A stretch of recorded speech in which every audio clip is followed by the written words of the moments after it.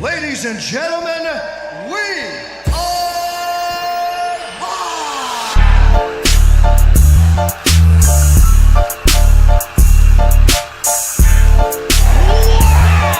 Who the fuck is that guy? I love you! My balls are hot.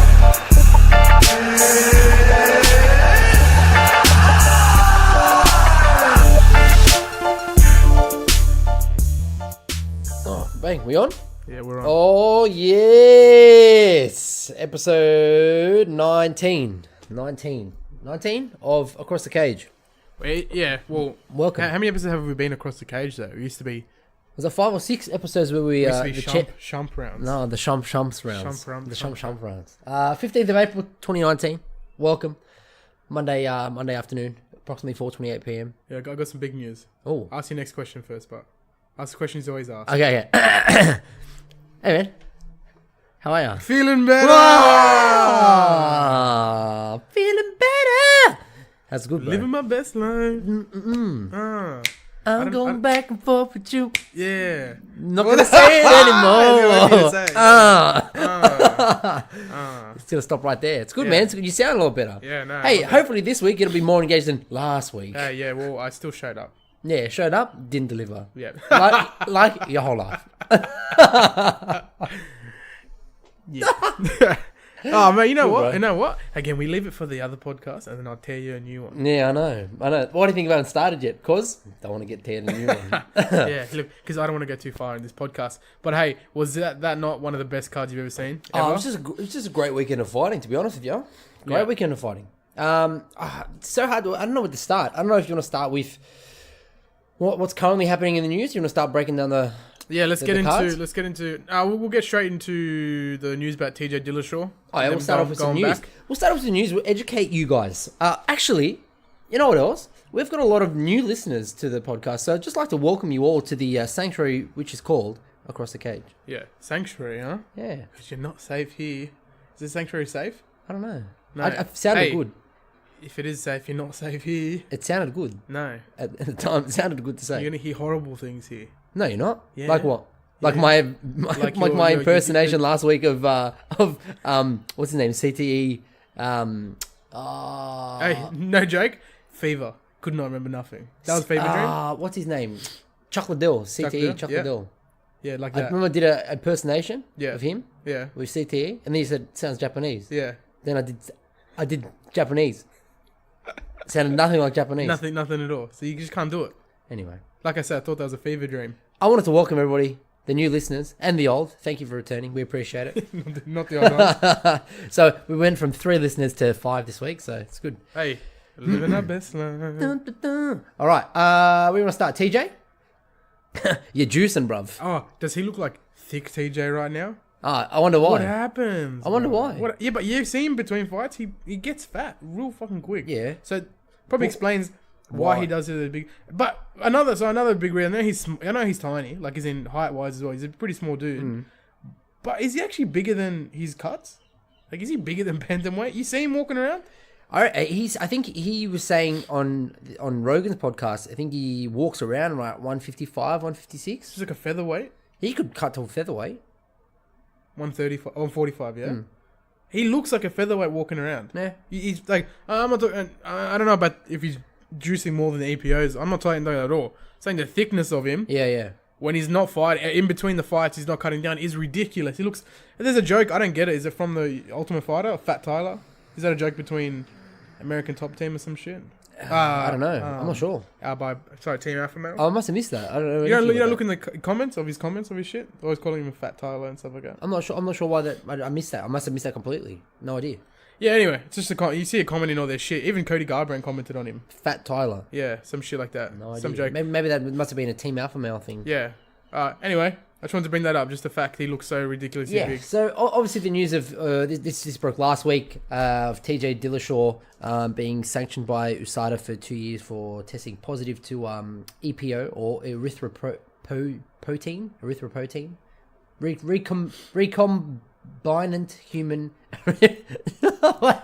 Listen, you know that no one needed to know what that was. Yeah, You just EPO Yeah. is what all you need to know. So yeah, They've tested a couple of his previous samples as well. So this is going back to his fight against Henry Cejudo, where he got knocked the fuck out. He was on EPO then. They've actually gone back in, according to, I'll read the quote, according to Nowitzki, USADA have already looked into all of the samples collected from Dillashaw in relation to his fights since the agency took over the UFC's drug testing program in 2015. Dillashaw fought 6 times under the program prior to the Cejudo bout. All those samples provided were tested for EPO at the time and came back clean. So it was only the one leading into the fight with Cejudo when he got popped. But 2 years, it's gone. Yeah. Gonskis. Now, question I pose for you, Mark, is what does this do for TJ Dillashaw's legacy? As one of the... He was walking around saying he was one of the pound-for-pound best at the moment. What does this do for him? He's done. I personally think he's completely done. The reason to that, though, is because people and the public opinion has been so harsh on him, way more harsh than John Jones' pictogram. Savage. Now that pictogram thing obviously is real. Jeff Nowitzki and all that, and USADA have said it was a pictogram. But John Jones also did a very good media trail with that. He did very well after that. I don't think TJ Dillashaw has TJ Dillashaw doesn't have that same rapport with everyone. Ironically, now he was becoming a very big name. Just after the Cody Garbrandt wins, was he picking up, universal acclaim, and people were starting to get into him and who TJ is, really getting behind, calling him the Snake and shit. He was embracing Dillashaw. that. Yeah. I even wanted to buy a shirt that said Dillashaw. I rate that. Is that nickname's sick? Yeah, it's a sick nickname, and he's a good fighter, man. And he just released his online training platform as well. Yeah, and fuck all that shit where people say that. He's still an amazing fighter. It's, you don't throw hands like TJ does at the levels he does. No. And then take a couple EPOs that are going to really change you as a fighter. It doesn't raise your fight IQ. No. Nothing will really raise your fight IQ. If there is, well, let me take all of it because I'd like to jump in there now and start fucking getting some fight night bonuses. But I think this is really it for him. I think that's it for his legacy. That's it. He's 33. If anything, he's on his downward slope. Well, just think when he comes back in 2 years' time. Just think of the crop of new talent coming in. No, he won't come back. I'd put money on it right now that he won't come back in the UFC. He's contracted. He's contracted to the UFC, so technically he has to. You don't think they're going to terminate his contract? He's breached their conditions. What the fuck are you talking about? I don't think they'll. You think they want a 35-year-old TJ after coming off drugs? Is that what you think? How many post 35-year-old champs are there? Daniel Cormier. Yep. 44. And? Talking about the UFC though. Hey, Bellator, all of them. No, get Gon Musasi. No. It's a fucking joke, Michael Chandler. Joke, man. No, I'm just, you know what? You're a joke. That's, you know what? You fuck. No, I actually want to know that. I want to know. Rankings? Is that in the rankings? Yeah, it'll be in the rankings, surely. That's an interesting point. You make an interesting point. Because so he's going to come back 35. Do you think he'll have any chance of getting back to the belt? No. There's already killers in his fucking division. Scroll back up. Well, Daniel Cormier definitely, right? Hang on. How old's John Jones? 30-something.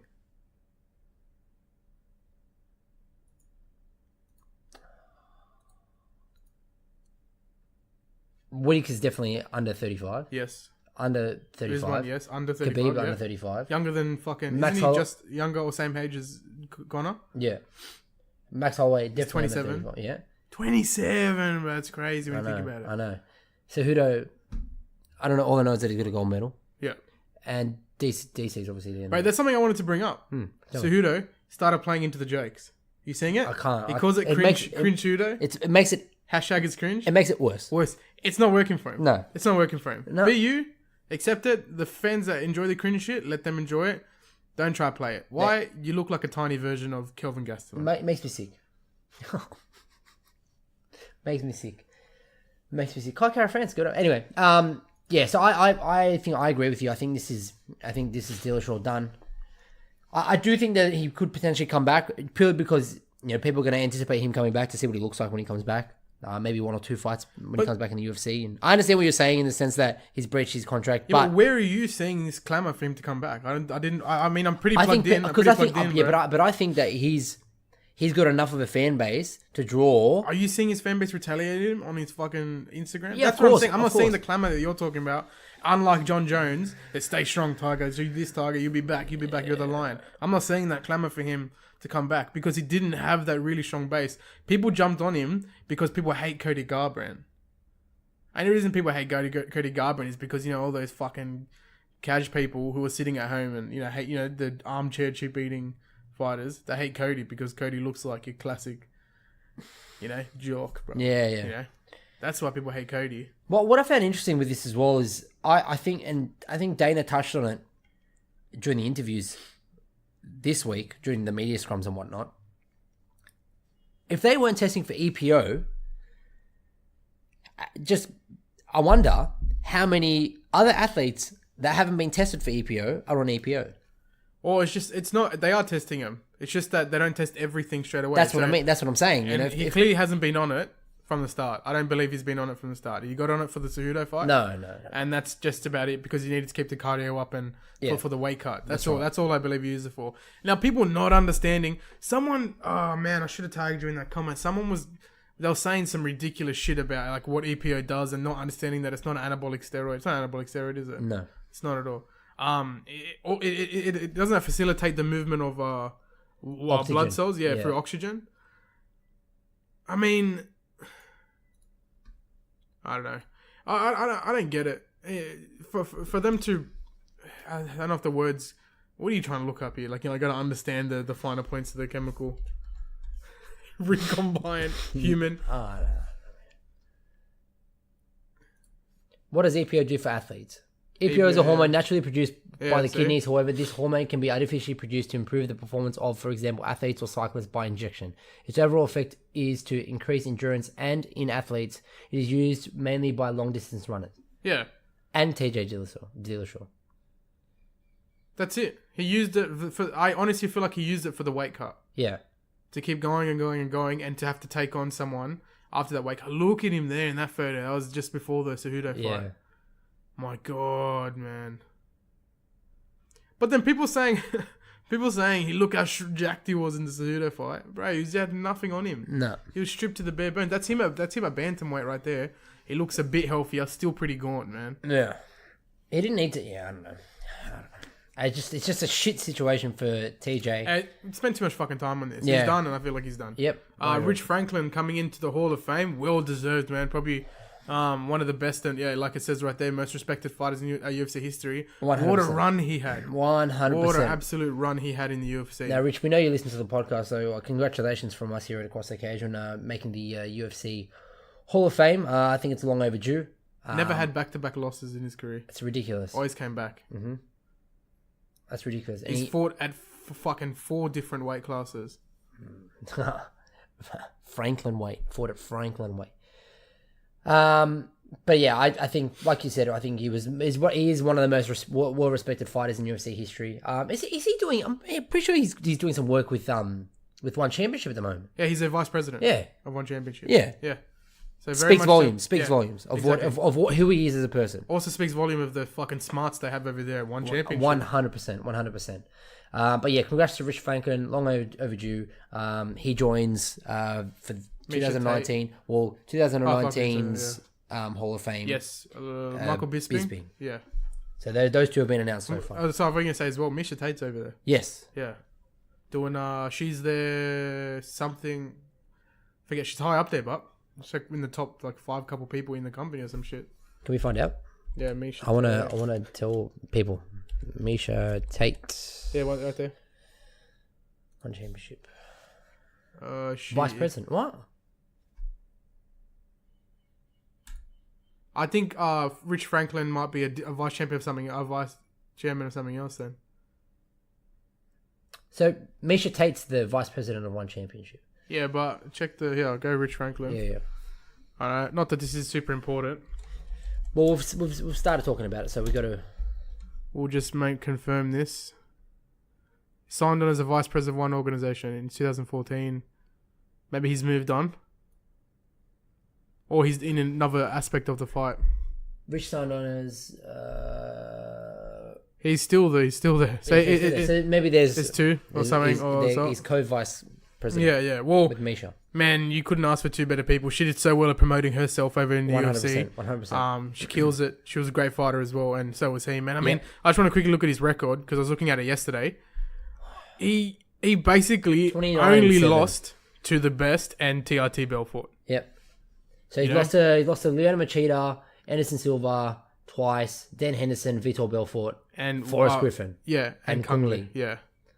And that's who he left. He lost right at the end to a KO punch. That's when he retired. And that was his return to middleweight as well. But, I mean, he only lost against the best. You know? Yeah. But look at the people that he's beaten, man. Oh, I know. Both the Shamrocks, huh? I know, that's the one Shamrock. Ken Shamrock. Yeah. So he beat Ken Shamrock, Nate Quarry, Matt Hamill, Vanderlei Silva, Chuck Liddell. Vanderlei Silva twice, actually. He knocked Chuck the fuck. Wasn't that Chuck's first knockout loss? Isn't that when we broke Chuck's chin? Yep. Like, as in, he was never the same again. Yep. All right, well, congrats to Rich Franklin. He's pretty rich, isn't he? Richie Rich Franklin. Terrible. That would have been a sick nickname for him. Just leave it. You embarrass yourself. You embarrass the podcast. Was there any other news that we needed to discuss? Don't believe so. I mean, look, man, there's so much in this thing already. We need to get balls deep into this. Let's do it. We'll start at One Championship. So, obviously, the One Championship event, Roots of Honor, was on Friday night for us. It's just brilliant Friday night viewing. Now, one thing, I want to break down my view on this event as a whole. And I guess One Championship in general. I love their events. I think they do really, really well with their production. I think maybe in ring, as they're following the fighters around, as they're fighting in the middle of the ring, or the cage, and then that maybe needs a little bit of work done in terms of their camera angles and whatnot. But besides that, they do have that one sick angle from the side outside the cage that follows them at like just above eye height in a 360. Yeah, 360 thing. So as they move, they showed it for DJ's fight. Looked yes, awesome. Yeah, that's sick. But it's a load of fights. Like their prelims. Oh, go down. Look at that bloke's name. Which one? To the right. This one. Anderson Silva. Yeah. He changed his name to Anderson Silva. But yeah, the cards from, they've got a prelim and a main card. The prelims are, I guess you can call them basically like what the UFC does with the early prelims and main card, but they have so many more fights than what the UFC does on an event. Also, they do kickboxing, they do Muay Thai, and they do MMA. It's just an array of fighting over there. I just think it's the best style to have. What do you think of the whole card thing? Yeah, well, it's good to have a mix of stuff. I don't think a lot of people even understand. But the issue is it wouldn't work in Western countries because people are still trying to understand how the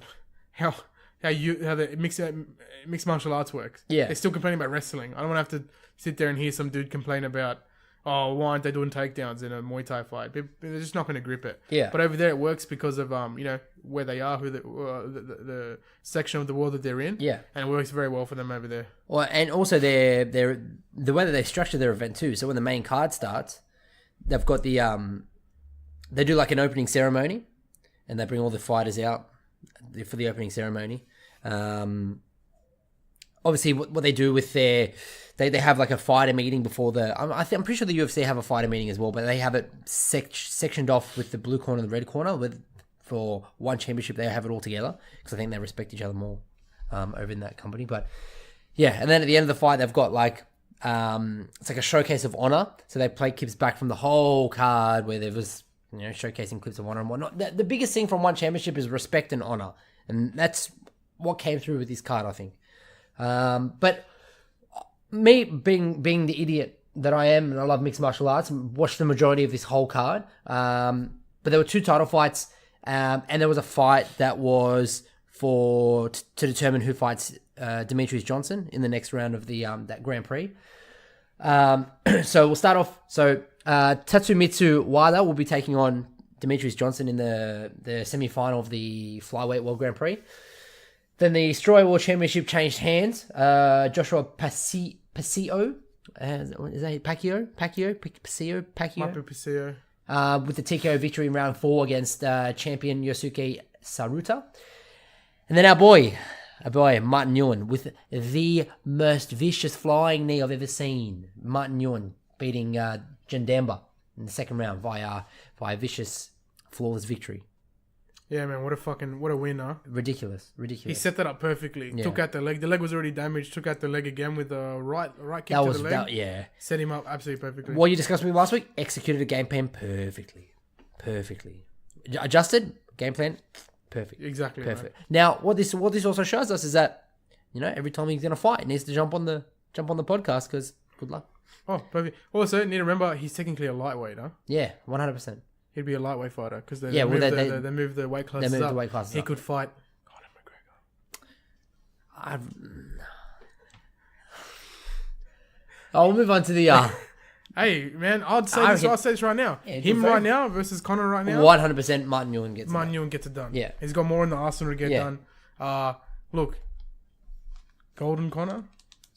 I mean, it's very hard for anybody to beat Golden Yeah, Conor. that's so true. That's You know, so it's true. very hard And for we'll anybody. get into that little bit of conversation because you asked me that question about how good is Conor McGregor just because he beat 2 kids.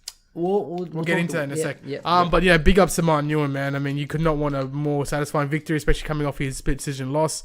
He remains the king over there in the featherweight division. He's definitely the king of the featherweights over there. Now, hopefully, he goes for another defense, and then maybe can go run it back again for his third belt. The one that he didn't get to grab last time. Yeah. What division was that third belt in? I think he went down. I'm pretty sure he went down. Yeah, so he grabbed the lightweight and then went for the He bantamweight. had lightweight, featherweight, and I think he went down to the bantamweight. From bantamweight, Yeah. the bantamweight belt. I was gonna say, fuck, I thought for a second went for the middleweight belt. Can you go into his profile? Yep. Doesn't show everything on. Actually, just search him on Google. I'm pretty sure. I'm almost certain that it was bantamweight. Oh, he doesn't have a. Someone needs to make him a Sure wiki. don't, yeah. Someone needs to make him a wiki and get on that quick.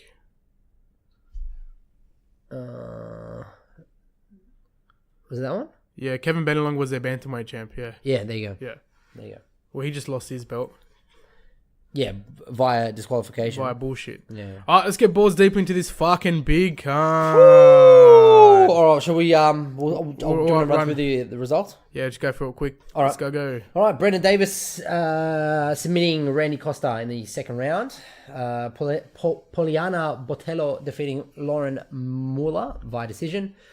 Montel Jackson showed us how he does it against Andre Sukumtat, 5th round decision. Obviously, 5th round.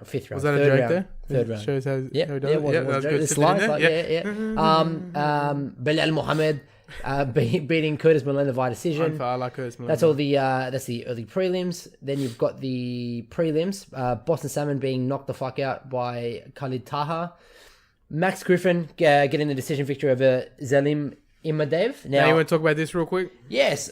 Yeah, so I guess post fight, Max Griffin had was explaining to, I think he was speaking to Brett Okamoto, that all through fight week he was being, taunted and followed and threatened and attacked, and the police had to get involved and the UFC had to get involved and whatnot by Imadev. But apparently you were saying there was something from Max Griffin's side? Oh no, I wasn't sure if 100%. There was something that happened a month or so, maybe 2-3 months ago. Yeah. And I thought it was Max Griffin. He was fighting some dude, one in the split decision, and the guy said to him, "Oh no, it wasn't this guy," because he whispered in his ear, said "fuck America." In that fight, do you remember this? And then he turned around and that guy turned around and said like "fuck Iraq" or some shit. Yeah. And during the fight, but then he won via decision yeah. anyway. But one big thing with this shit here, now there's this guy runs with Khabib and all those guys. That whole shit that's running with this little fucking mob Don't need to do that. is so childish. It's That's just so what's childish. hurting the UFC's image. That's what's hurting the UFC. Like, They needs to toughen up, go in there, slap some heads around, because they needs to bring back the thing where you remember his little quotes you could pull from the Ultimate Fighter. He's the boss, man. He's the end all, the be all and end all in that company. He needs to go down there. Man, if these guys want to be gangsters and all this, fair enough. Other people have done it. Conor McGregor, for some reason, wanted to get deep into mafia stuff and thinks he's, like a big, who's he, Pablo Escobar and all that. None of that needs to happen. You're there to fight for money already. You need to succeed in what you need to do. It's already a dangerous sport. Everyone just wants to go back. But I to feel their like families. Connor already had the fan base and the platform to do that. Now, all that we see now is that a whole bunch of people, whole bunch of fighters are trying to emulate that. They're trying to be completely, they're trying to make a carbon copy of what Conor McGregor was like, but it's doing a really horrible job and just tarnishing their name, tarnishing the UFC name, and quite frankly, turning people away from watching the UFC. I don't think I disagree with it. They're trying to be anything like him. He's not doing any clear little things. He's not doing any little snappy lines. But what I'm saying is that it's done in a completely different way. Like instead of, like you said, press conferences, one-liners, whatever, they're just being disrespectful and rude. And I understand Conor McGregor's doing that now, and that's hurting him now. That's hurting his brand. It's turning somebody like me, who's a Conor McGregor dick rider, against following Conor. For the shit that he's doing now.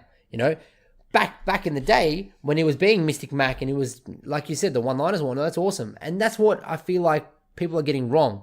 They're not being themselves. That is Conor McGregor to a T.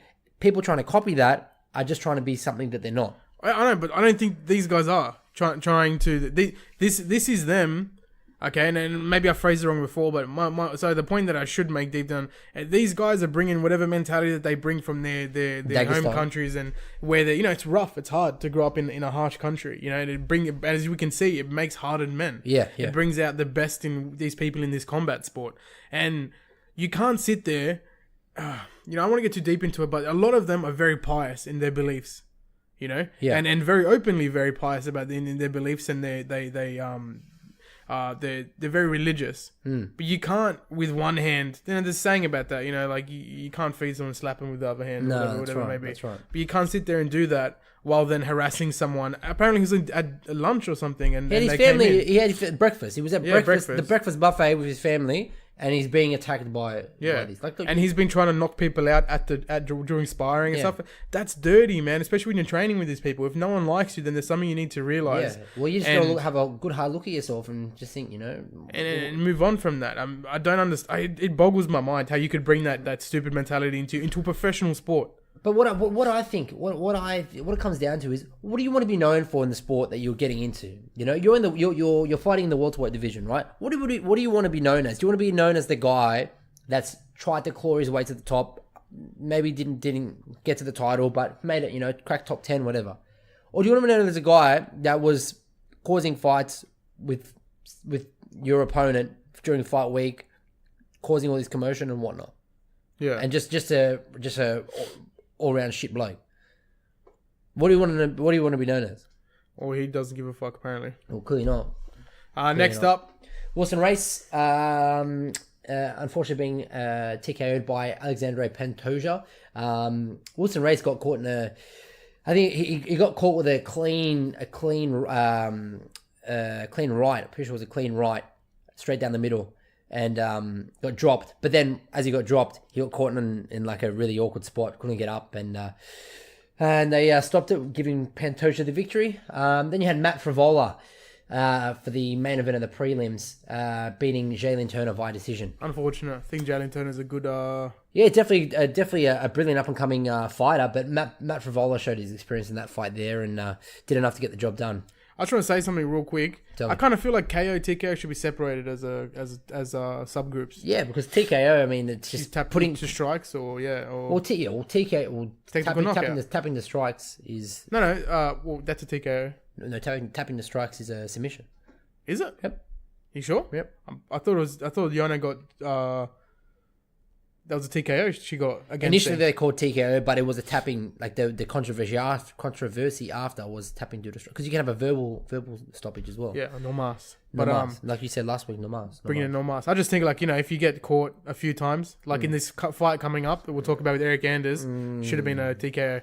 Next we got Avin St. Preux taking on Nikita Krylov. Yeah. Man, it was not going really well for Vince really at any point, and it wasn't a terrible start for him. No, and he looked good. He definitely looked good walking to the cage. He looked good. He looked confident. Probably best shape I've seen him in a long time. And it just didn't seem like he could get going. Oh man, the noises coming out of his mouth when he got submitted. Oh, when he was in that choke. That was a bit scary. Yeah. It was bad. But he tried to keep that going. I actually think it was in the last 50 seconds or something in that round. Oh, no, sorry. Oh, way off. Huh? No, there was still half of the round to go. Could have kept going. Yeah. All right, so this Alan Jouban versus Dwight Grant. A bit of controversy around this fight. Alan Jouban was a bit upset after the fight. Thinking as though that he won. It was a split decision, victory for Dwight Grant. One judge saw it, I think it was 30-20, Was it split? Yeah. You sure it's split? Yeah. Okay. 30-28. I think one judge saw it 30-28. The second judge, or 2 out of the 3 saw it go by way of Dwight Grant, the body snatcher. But I don't know. It was weird. I think... What after watching this fight, I do think that I did with Jouban's takedowns. I think that he did enough in the second and third round to get the victory. Well, I don't know. What do you think? Not at all. I don't know. Fuck it. It's one of those times where it's that classic saying where we're watching the same fight. Yeah. I don't think that Dwight Grant ever put him in a spot where he was worried. Neither did Jouban do to him. I mean, I'm not saying that anyone was easily dominant in this fight, but I don't see how the 2 takedowns... Now, again, we have those issues where for some reason, some judges love takedowns. They get hard off takedowns. Some judges love octagon control. Yeah. And pressure. I don't see how that I don't see the reaction that he had. I don't see how he had that. So Derek Cleary gave it 29-28 to Grant. Anthony Maines gave it 30-27 to Jouban, and Ken Coffey gave it 29-28 to Dwight Grant. I mean, I thought he won it. Right at the end of it, I was like, decision to Jouban definitely won the third. 100% won the third. I think that the controversial round, I think, was that second round. Because I think he got dropped in the first round. Alan Jouban got dropped in the first round, I'm pretty sure. There was no knockdowns. Well, he got caught with something clean. Yeah, he got caught with a and big wobble, overhand but right. he didn't get dropped. Yeah, his chin held up really well in that fight. Yeah. I mean, when you look at all the See, like, when you look at the stats, that's something right there that I didn't understand when we were talking. You're like the leg kicks from Jouban. You think through way more. Yeah, I mean, that's what I was saying to you. I was like, I don't. It was definitely his. When you look fight. at the numbers, of the fight, and total strikes, significant strikes, I think whatever. Dwight Grant had it all. Dwight Grant. If you looked at that, you'd think, I don't know, understand why Jouban's complaining. But if you watch the fight, yes, yeah, I think that middle round, you could have gone either way. I just don't agree with his reaction. Yeah, I think the reaction's uncalled for. And again, you don't see anything like this in one championship. Kevin Benelong and the disqualification. Bantamweight. He lost his belt. Didn't say anything about it. Just walked away. That's how it is. Anyway, coming up to man. This is where it got exciting for me in this time. I was so G'd for this fight. I was so invested in hoping that Roundtree would win. I like him as a fighter, man. He's a heavy hitter. Even as a person as well. He's a good dude, man. Also, we weren't following him on Instagram. Disappointing. I apologise. I corrected that. Khalil Roundtree Jr., I apologise. Yeah. And we apologise. Get him on we need to, because we clearly have that power, get him on the Joe Rogan podcast. We'll hit up Joe. Yeah. Yep. I'll message him today. Yeah, okay, sweet. Man. I think the fight tied in with the commentary for this fight was ridiculous. It is, first off, just the novelty of seeing a giant black dude doing an Muay Thai stance.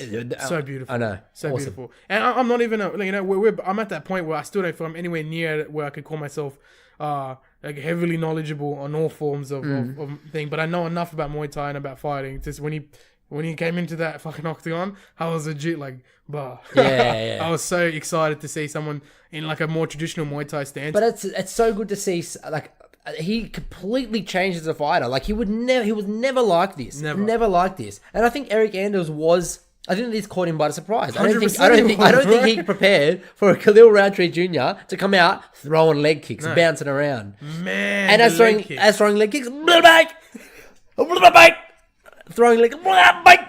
I'd never. You don't expect it. The double barrel of the leg on the leg, but the sound of those cracks kicking out, man. Oh so my beautiful. god! Actually, had to check outside to see if there was fireworks going on. 100%. See if my next door neighbor getting robbed at gunpoint. Yeah. Each time, the next family member. I wouldn't mind. I wouldn't mind. Oi, but you got to give it now. This is one thing I'm always torn. You know when Ortega took the beating from Max and Max taking the beating from Dustin in this one. Yes. You think it's good to be you think it's a good thing to promote and celebrate someone's chin ability to take strikes? No, because it's a bit weird, yeah. It is because you're promoting somebody. You're promoting. Yeah, you're getting beaten. Eric Anders. There was no way going to the third round that he was going to win that unless he knocked Khalil Roundtree Jr. out, and it didn't look like that was going to go that way, right? He had already taken so much damage. That second round, Eric Anders got dropped. I don't know, 4 times. 4 times. Oh, what? That's wrong. Total knockdowns 8. No way. He got knocked down. Oh, he got knocked down 4 in 1 round. Yeah. That's what I'm saying. Yeah. Come on, man. So we're just going to read that for a sec. Hang on. Eric Anders, 32 strikes over the whole fight. 32 landed strikes. 6 from the clinch. And 150 from him. Khalil put out 150, was it? Yeah, 150. What are you looking for? I don't know. You just scrolling? You scroll back up, please. Yep. 76 strikes, just legs. Yeah. Wow. Significant strikes. Now, I didn't realize the 76 seems like a bit much. Just chop down the tree. Just chop down the fucking tree. But I just think that there was no way in that he was already compromised. He got knocked down 4 times in that second round. Yeah, I think that fight could have been stopped at any stage. Maybe after the third one, that probably should have been stopped. Yeah, but they were calling for it. The commentary team were calling for it. But he should have chucked in a no mask, is what they should have done for him. A no mask. No, you should have. Yeah, 100%. But the thing that I said to you as well was that every time he went down, he was completely responsive before he even hit the ground. Yeah. He came up, and that's a big difference. His hands were straight into a position to prevent a mount. I think his last fight against because unfortunately he's on a 3-fight losing streak now, Eric Anders. It's a big bopper, man. But I think that last fight, against Santos. What? He got knocked out by Santos in 2 seconds. No, round 3. Yeah, 2 seconds left of the third round. The last round, yeah. Shit, he leaped across the cage. It was bad. That was bad. Yeah, no, he folded him, didn't he? Really, really bad. Because that was in Brazil. He took that on short notice, and very similar to this fight where he got dropped so many times, and we're gonna celebrate how tough he is, but it's doing him damage. It's doing him damage. They should have chucked in a no mask for that one. He's not. The more damage that he takes, the less likely we're gonna see him fight for longer. Yeah. You know. But yeah, he's on his last fight. He's lost 4 of his last 5. Eric Anders. He lost to. He's fought a lot. He's lost to Machida. He's fought a lot. I mean, 1, 2, 3, 4, 5. Are you Israel Adesanya except not winning? It's the opposite. Which is unfortunate because he's a good fighter. But this fight here against Williams, I think that was the one where he kicked him in the head. It just doesn't have the ridiculous. He doesn't have the range, but like the overall ability to change up, and it's showing that he can't do it. He needs to have a break. Maybe take 6 months off. Come fight in 6 months' time, especially after that beating. Anyway. Well, just once again, man, Roundtree Jr. incredible at being able to adapt and change a game plan like that, and man, everyone should be on notice now. Everyone should be on notice. If this is him, and we all know he could have stopped the fight round 2. He could have gone on there and finished the fight round 2. But he wanted to play it smart. I agreed with that game plan. I think it's a great game plan, and he got the victory. Now he's going to be coming up in light heavyweight. Do you think he cracks the top 15? Khalil Roundtree Jr. Where was? Well, Eric Anders wasn't ranked. Oh, he wasn't ranked? He wasn't ranked. No. No, he should be coming up to 15 now. Well, let's see, because I think he had some time off as well, Khalil Roundtree Jr. So he's supposed to take on Johnny Walker. Yeah, didn't happen. No. Yeah, he fucking pumped Gokhan Saki. Yeah, which so is also he beat Gokhan Saki. A bit disappointing because Gokhan's a beast in his own right. Which is interesting because Gokhan Saki, kickboxer. Yeah, kickboxer. Yeah, world champion kickboxer, and Khalil Roundtree Jr. knocked him out. Honestly, I would be so. I love how everyone has these like unique names. Craig. Yeah, and this is Craig. Just Craig. Yep. I would be hard pressed to see someone other than the top couple of people in the division be able to beat him on decision on points now. No, not with this, especially with this style as well. Especially with this performance. And he's still young in his career, 8-3. Yeah. He's still very young in his career. I just, very, you know, very just young. points wise, if he starts playing that game, which I'm not going to complain about because he was still very active. Yeah. But there's some good matchups for him, you know, especially in that top that top 15, Look, you know. That little bit at the end though, he got a bit reckless. I think he got a bit reckless. He got caught a little bit in that last couple. Yeah, he needs to. I think he needed to establish. Okay, he was up 2-0. He just needed to see that third round out, which obviously he did. I think that was a gas tank, but Yeah. this gas tank thing, he couldn't hold the Muay Thai stance as effectively, so he went back into That's another. to box. Just go back to Thailand, spend another. And he will. And I think this is doesn't work for everyone. As I don't know if we've spoken about this on air. Which the working out in Thailand and it no. doesn't I work think for everyone. I think we touched on it on one of a couple of our early episodes where But the Aussie yeah. boys during that Adelaide card, they all went down to Tiger Muay Thai. I think Tiger Muay Thai is great for conditioning and fight and striking, but those guys where they are, I'm saying in the Yeah. position where they are in the top tens, Yeah, they were in the top tens, then it's no longer something about striking. It's wrestling's the dominant king Yes, here now. 100%. And you either be anti wrestling or you be pro wrestling. Yeah. And as in anti, I mean sorry, you stop and take downs and you're Yeah. not even getting there. And you basically have to choose one or the other these days. You can't not do it. That's right. Anyway, we'll move on to the next fight. Wow, Kelvin Gastelworm. Look, I don't even want to call him Kelvin Gastelworm anymore because he put on an absolute showing, I man. tell you what, man, he fought well, fought very well, and I think going into that fourth and fifth round, I think it could have been closer than what we expected Yeah, it to be. You know, this fight is obviously the most adversity we've ever seen Israel Adesanya be in. yeah. In MMA anyway. It was just I think I posted this up on the Facebook page. Is this the one of the in the modern era in the last couple of years? Is this the best title fight that we've ever seen? Is it? You reckon? What comes close? I don't know. Recent couple of years. Title fight. Oh well, because some of them end so quickly. Yeah. I still think one of my most exciting ones, me getting off the couch, was Amanda Nunes knocking out a Cyborg. Yeah. I leapt off my couch. But more so, I think like a 5-round back and forth battle. Yeah, you just don't always get that. You get that a lot in the earlier cards because Yeah. when you get into that point where you're champs, your people are lethal and they're killers. So I think. well, Robert Whittaker versus Yoel Romero Yeah. probably beats it. Yeah, it's very similar. And 2 as well, man. Actually, Yeah, and two. Even Cejudo Demetrius Johnson, from a technical standpoint, Don't talk fucking about it, but- brilliant fight. don't want to talk about it. My boy Yeah. got robbed. Fuck, I think Kelvin was doing a really good job with maintaining his distance rather than fighting at Adesanya's distance. And this is one of the biggest things that I was discussing last week was how well Israel was gonna control that distance. I think to your point, I think you were saying that Kelvin was going to use more of his wrestling background. That's what I thought. Didn't see it.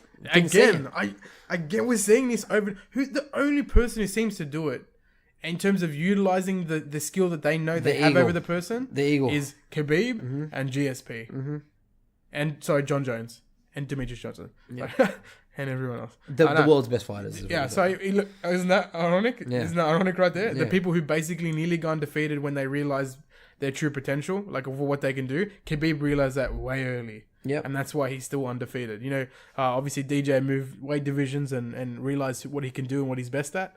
And John Jones as well hasn't lost yet, other than that stupid technical. Yeah. Israel, man, but look, if for whatever reason you ever hear this, you're in the contention to being one of the best strikers ever to grace the sport. Yep. The ability to duck and move and readjust. I mean, he copped that neck shot that I've never seen his eyes light up like that, and I was so ridiculous. worried. He copped that neck shot and stumbled back, took another shot. Now, what do you think it says about his chin? I don't think he has the strongest chin on him. I don't think Kelvin landed any of his massive strike. He did clip him once with his sick overhand right. Yeah, and he kind of stumbled back into the cage. Yeah, so he did clip him, but I think, if Kelvin had landed maybe one more, that would have been good night, Irene. Yeah. On that. Yeah. Good night, Israel, on that one. Good night, Israel. Yeah. Because Kelvin hits like a fucking truck. And you got to give him that. You don't get up to being ranked 4. People disrespect Kelvin a lot. and don't give him the opportunity. Us culprit victims, number one. 100%, because walk around with someone else's belt. Yeah. More cringe that now on your Instagram, one pic down, I looked like the one row down. There's a picture of him with the belt on his chest. Yeah. Not even his belt. Now not even contention to running to fight for the belt. Now, how do you feel? Let's put yourself in Kelvin's shoes. So, a couple months ago, you were Fighting for the belt. 24 hours away from fighting for the legitimate belt against Robert Whittaker. Robert Whittaker pulls out. What do? He takes an interim title fight against Adesanya, who you can argue either way if he deserves it or not. I think he definitely does deserve it. I think he's done more than enough in the middleweight division. I think he's done more than enough. 15 months. He's done more than enough in the 15 months to get himself to where he is fighting for an interim belt. How do you feel? How do you feel if you're Kelvin Gastelum? Do you think that you've fucked up badly taking this fight? You should have waited for Rob? Yes. Or are you that desperate to get a belt? I couldn't see beating Rob either, but I don't think Kelvin has the skills. Sorry, that's one way to say it. Has the right set of skills. Sorry, to beat those two, to beat those people in the top. Yeah. I think Romero would walk through him as he'd probably walk through Rob on their third fight. Yep. I think he would walk through Israel, and I think he'd walk through Kelvin. I think he'd walk through Chris Weidman, and clearly he's going to do it to Jacare. Romero's a whole different animal because of the chin on him. But who takes a clean head kick from Robert Whittaker and keeps walking forward and did like a bit of a like that weird jump and go out because his traps blocked it. Yep. And that's a different animal. Whittaker comes in, Whittaker comes in with the ability to do some of the cleanest karate next to Wonderboy Thompson, 100%, and Anthony Pettis. He's like his side kicks to like to the knee, to the outside of the knee. It's ridiculous, and the fact that he can put you out, put you on your ass, Those punches. I said this last week. Well-rounded fighter, Rob Whittaker can wrestle fuck you on the ground, can submit you. Can knock you the fuck out with his fucking leg kicks. Those three pieces and sodas that he gave to Eric Brunson. Yep. They'll put you down. Eric Brunson, Jacare. Who does that to Jacare? Who does that to Jacare? I know, no one. He does. That's right. The Reaper does. Kelvin comes through his body. Kelvin didn't do it. Israel. Now that's a cumulative shots. Still said it wrong. That got Kelvin down. It's the fact that he was breathing heavy. No, I'm not taking away, but we know that Adesanya doesn't exactly have the heaviest of hands. No. It's the fact that he can hit you so many times, as shown right fucking there with those numbers. Yeah, so total strikes, 238 for Adesanya versus 184 for Kelvin Gastelum. Significant strikes, 218 versus 182. But Kelvin with the two takedowns. Yeah. But see, 8 knockdowns again. I don't remember all those knockdowns. There was about 5 in the fucking. What do you mean? In the last round. Knockdown? What is a knockdown? Sorry, do we have a different understanding what a knockdown is? Oh, well, it depends. The next shot was that count as a knockdown? Because I assume so now. Well, there was no knockdowns against Adesanya, so must have been. Oh fuck! I was reading it wrong. Fuck, my bad. Sorry. Yeah, I thought I was reading it. Adesanya got 4 and Kelvin got 8. I was like, no. Holy shit. No, that's 8. That's 8. I missed the round. Bro. Yeah, 6th round you missed. Yeah, you missed with the 6th round. Didn't unlock it at the end of the game. Didn't unlock the 6th round. Didn't unlock it. But on the judges' scorecards, going into the 5th round, they were tied. They had Gastelum winning that 4th round. Yeah, he did, but he did. So going into the 5th round, it was all square. Yeah. All square. Unfortunate for Kelvin Gastelum coming that short as well. It fucking hurts. It hurts for him. I bleed for him. I know. He was so close on his mission for gold. I know. Hashtag on a mission for greatness, as his Twitter would say. What's the next? I mean, who hasn't? So we know that Rockhold has moved up in weight to light heavyweight. He's got to fight against Jan Blachowicz. Look, so do you think the next fight for Kelvin is Romero? Yes. But Romero has a fight. He's put out that fight. Is he out of that? Yeah, Jacare is fighting someone else. Oh, you're right. So maybe Yoel now fights Eva Costa. He apparently came out and said again, I'm still interested in fighting Costa. Costa just got done though. So I don't know if that's a warning or some shit that Costa got. We'll figure that out. Yeah. But Kelvin needs to fight Yoel. Also, like I said before, Israel should have fought Yoel. I don't understand. I don't understand how he got past him. Israel definitely should have fought Yoel, but I think what will happen here is I think Yoel should take on. Obviously, you got Whittaker versus Adesanya to unify the belt. So that'll take place in Sydney. We're going to be there live if it's in Sydney, 100%. Press pass and everything. We'll get it. We'll sort it out. Hopefully. Then I think what should happen is that Yoel should take on Kelvin Gastelum when he's healed up. Winner of that fight versus the winner of Whittaker and Adesanya. Yeah. Don't care who wins that fight because both of them deserve to fight for the belt again. Yeah. I think Yoel versus Whittaker 3. I'm in. I'll pay for it. Yeah. I'm in. 100%. I mean, that whole division stacked as well. Yeah. Oh man, there's some things there right in that division, but like Paulo Costa, look, I don't want to make assumptions. Is he juicing? You think he's juicing? It definitely looks like he's juicing. And it's you know that fight against Uriah Hall, he just walked through him, and that's what kind of it's a bit weird. Yeah.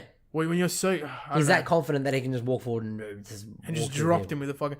Now I don't know what's his wrestling like. Look, you're well talented, but that's a big difference with Yoel Romero. The dude's doing backflips and flying knees, and don't forget, on the ground. Yoel grew up Cuban wrestling. Yes, exactly, national wrestling. So that's no thing there, and I'm just unaware of Paulo Costa's extended abilities. So that's.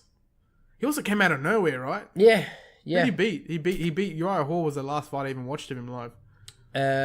So he beat Uriah Hall. That got him to 7. Johnny Henry's fight in 2017, and that's it. He hasn't really. Like I say, he has come out of nowhere. Yeah, he's had 4 fights in the UFC. How did that get him to 7? How did beating Uriah Hall get him to 7? Because I think Uriah Hall was ranked 7th. Oh, was he further up there? Yeah. Poor Uriah Hall. He got knocked the fuck out, man. Yeah. That fight. Yeah, I know. You know when you watch that fight, I literally just thought Uriah Hall can't win this fight. Yeah. When I watched that, I was like, bruh. Yeah, but again, he knocked out a outgoing Johnny Hendricks. Yeah, a non-roided. I sort of got the last 4-5 fights for Johnny Hendricks was a complete write-off. Yeah, complete Big write-off. Big rig. Big rig. That's his name, bro. Big rig. Big rig Hendricks. Okay, we'll main event. Fuck. Man, just too stacked. Too much fire. Just fire emojis everywhere, bro. I'm happy. I'm happy for Dustin. Yeah, 100%. Really happy for Dustin. Look, I'm also. I mean, look, I'm riding too many dicks in this sport. Call me a whore, basically. I think you and me both. Yeah, I think you and me both. And this right here, what we're seeing these stats is why I thought it wasn't the judges. That was the correct number. It was closer to a draw. Khabib even came out and said that it was a draw.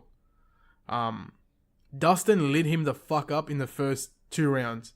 And like I was saying over and over again, that power discrepancy was definitely there. Yeah. Dustin is fucking huge for that division, man. Yeah, I think that Max just expected to have that extra 10 pounds, didn't really gain much power, didn't really gain much muscle. Because you don't have the time to in your one lead up. You don't put on muscle in 8 to 12 weeks. Of course you do. You're talking about a long-term muscle that's going to help. I don't think you're going to put on what's needed for a long-term investment into that division. From 8 to 12 weeks. You don't need to worry about it for a fucking fight camp. No. You don't need to have it sustained. You're gonna have after one fight camp, you're gonna have muscle memory. Of course, that's gonna be sustained fucking muscle memory that you have. And you get better. You get better and more adapted to that weight class. Dustin's been in this weight class for fucking how many years? I agree with you. But what I'm saying is it was the same Max Holloway that we see fighting at 145, just fighting bigger guys. That's what I'm saying. That's what I'm trying to say. That's what I'm saying. He hasn't put on the muscle that he needed to take on anybody in 155. So that's what I'm saying. I don't think you can do what he needs to do to be dominant at that division in 8 to 12 weeks. No, he needs more time in that division. 100%. Yeah. Our next fight, can't see him losing. He put on at 155.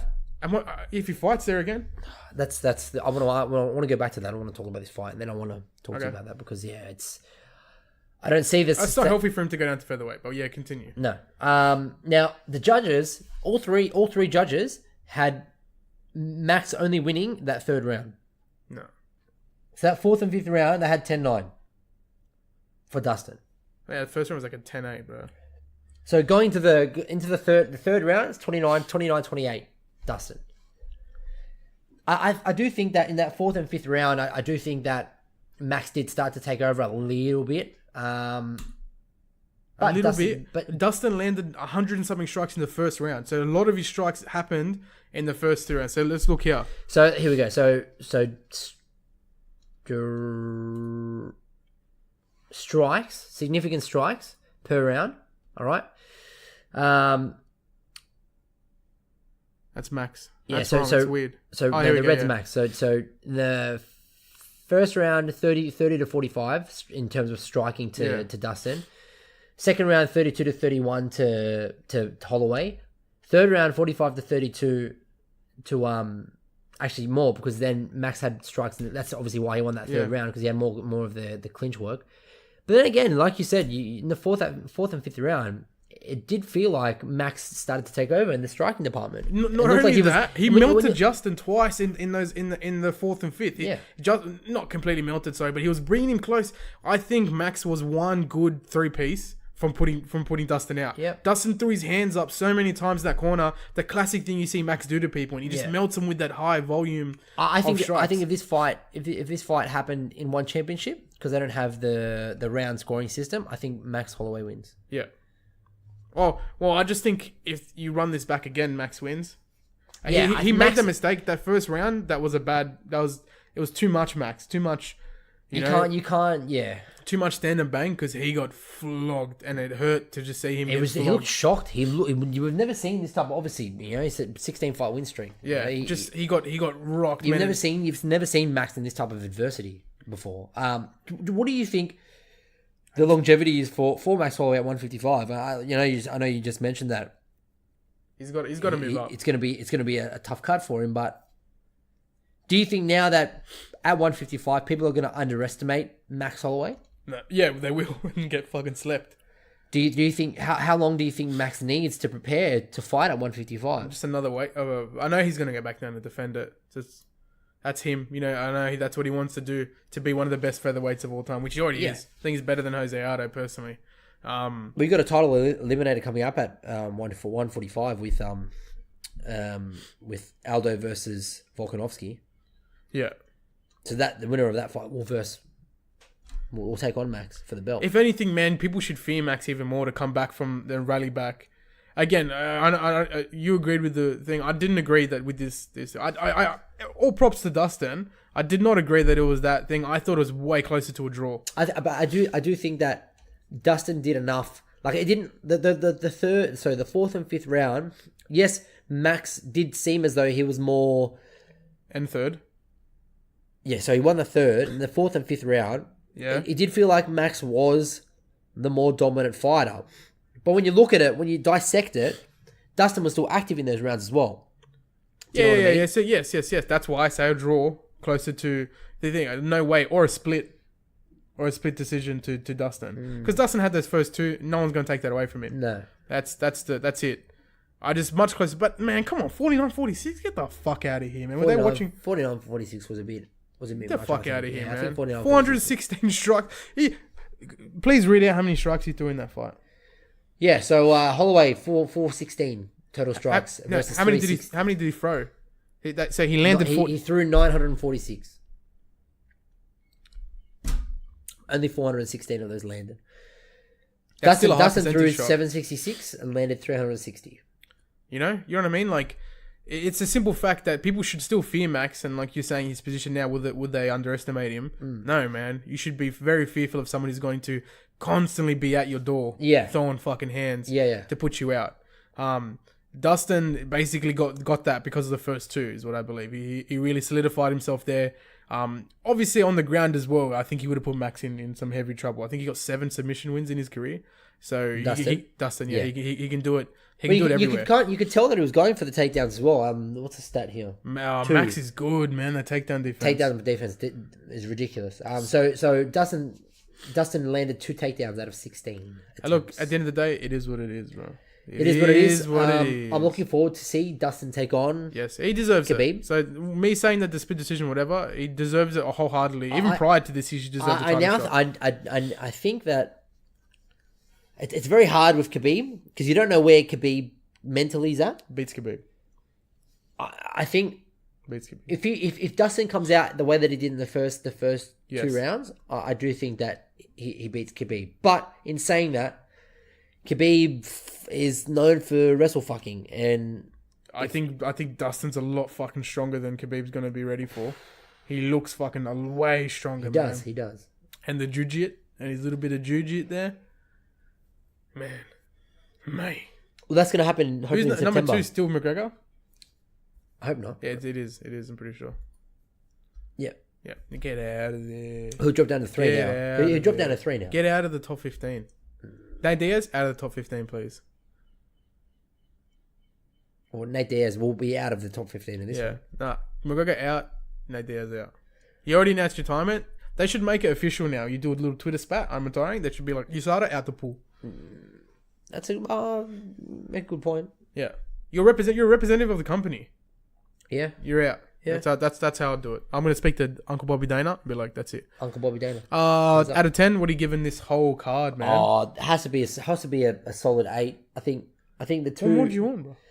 Oh, I do think. What more do you want them to give you? The 3. I think the top 3 fights, unbelievable fights, top 3, right? Mm-hmm. Then everything else under that were like. I love the card. Yeah, so that's at 9. Yeah, Yeah. that's fair. That's fair. That whole main card 8, was 9. just fire. Yeah. Would have been good to see a very high level women's fight in that. They should have chucked the women's fight in there. There was no women's fight in the main card. It was all men. Not just because the women, SJW fucking just need to get them in there, but No, it's always good to see the little clinical striking that 100%. the women bring to the 100%. bring to the board. Anyway, man, I can't wait to see Dustin move on. As I said, paid in full. Yeah, He's so doing obviously, good. yes, paid in full. Obviously, Dustin will take on Khabib in September, and you've got Adesanya taking on Robert Whittaker. So I really want to quickly jump into that before we wrap this up. After seeing Adesanya get shocked by the strikes of Kelvin, Yep. how do you see him now going on against Whittaker? How do you see him going on and then defending against Yoel Paulo Costa? Well, just it all depends on. I think against out and out strikers, I think you could potentially have a little bit of trouble. But when you come against fighters that are like Yoel, like Whittaker, like Jacare, I think he might have a little bit of trouble because they're just so strong with the takedown, so strong. And we haven't seen him, and Gastelum did do it enough to try and take Adesanya down. Now, Adesanya did a really good job at holding that distance and utilizing his striking to keep that distance. You know, opening rounds, Gastelum had him in trouble and was getting inside of that distance, but those later rounds, when it needed to happen, he did a really, really good job of keeping distance. Gastelum didn't go for any takedowns, didn't do any of that sort of stuff. But when you go against somebody like that I guess can stick more to a game plan, people like Whittaker, people like Jacare, people like Yoel, even Rockhold, if Rockhold decides to stay after this fight at middleweight. It's exactly that. And the reasoning before that is that Weidman. you talk about the people that you just named, all veterans. Yeah. All veteran fighters. Now, yeah, he took on Derek Brunson. Derek Brunson's no bitch either. Derek Brunson's a heavy fighter, man. And he took on Brad Tavares. Both those guys, though, not super known for having a game plan and coming in there overly technical. No. Brad Tavares is still a young and upcoming. He was undefeated until that point. For Adesanya, this can go one of two ways. He can go on and become one of the best middleweights of all time. Stay in the division, defend the belt 5, 6, 7 times, go on a run, go chase 2 belts, fight John Jones, get your ass whooped there. It's just stupid. What did you think about that? It's just stupid. Bro, they did a side-by-side picture. It's stupid. I just like, bro, John Jones would maul you, man. John Jones would maul you. And I don't even like John Jones anymore. Because I feel like he's fake. I feel like he's I'm talking about as a personality. Yeah. I feel like he did, he's the whole pictogram, all that shit. I wasn't happy with all that stuff. Yeah. But as a fighter, greatest ever do it. Oh, next to 100%. DJ. I think that if Adesanya was gonna jump up, challenge John Jones, I think John Jones still knocks people out. John Jones. I don't think anybody can handle John Jones' power. Yeah, no. And his cardio. And the everything. jiu-jitsu. And his everything. Yeah. And his everything. We'll talk about even that against next. Whittaker. If Whittaker goes up to take on John Jones, No. Sorry, wouldn't do it just to reach. Um, But people saying, I saw something, it would just all be counters and shit. If like John Jones versus Silva. yeah. Sorry, John Jones versus Adesanya. Yeah. Just all reach. Yeah. Just taps from Yeah. afar. Yeah. Come out, no damage, no No. significant strikes. No. Until John Jones ties you up, crucifix you. That would be the worst way for Adesanya to lose, like in front of the whole world. Just being getting crucifixed by Being John Jones. crucifixed and just Yeah, tickle his like beard, like a little beard, like pat him on the head like this. Can't do and then nothing. just rains elbows. Yeah. Oh. And it goes, "Hello, darkness, My old friend. All right. That's it. That's it for UFC 236. Thanks. Thank you. Next is what Ariana Grande would say. Thank you. Next. So this weekend we do have a fight this weekend. Over rain. It is on Sunday morning, 3 a.m. So I'm gonna have fun waking up for that one. That is in St. Long Petersburg. weekend. You're in Oh, it's Melbourne. Easter. You're in Melbourne. No, it's next week. We got a long weekend this weekend. You Yeah. going this So week? Sunday's Easter. You going next week? Next week. You got another long weekend? Yeah, next week. Okay. Yeah, next week. Lucky you. Yeah, thanks. Fuck you. Dude. That's what happens. I earn days off. Yeah. That's what happens. I Yeah, earn you the do? days off. Nah, I'm yeah. in the trade, bro. Nah. What's days off? Nah. Oh, days off. Nah, I'm an external contractor. Anyway. So we've got a fight this weekend of Overeem taking on Olenek. Alexei Olenek. For us in Australia, Sunday, April 21st, 3 a.m. This card starts. So yeah, main event, Overeem against Olenek. That's honestly about it, bro. You do have Islam Makhachev in the co-main event.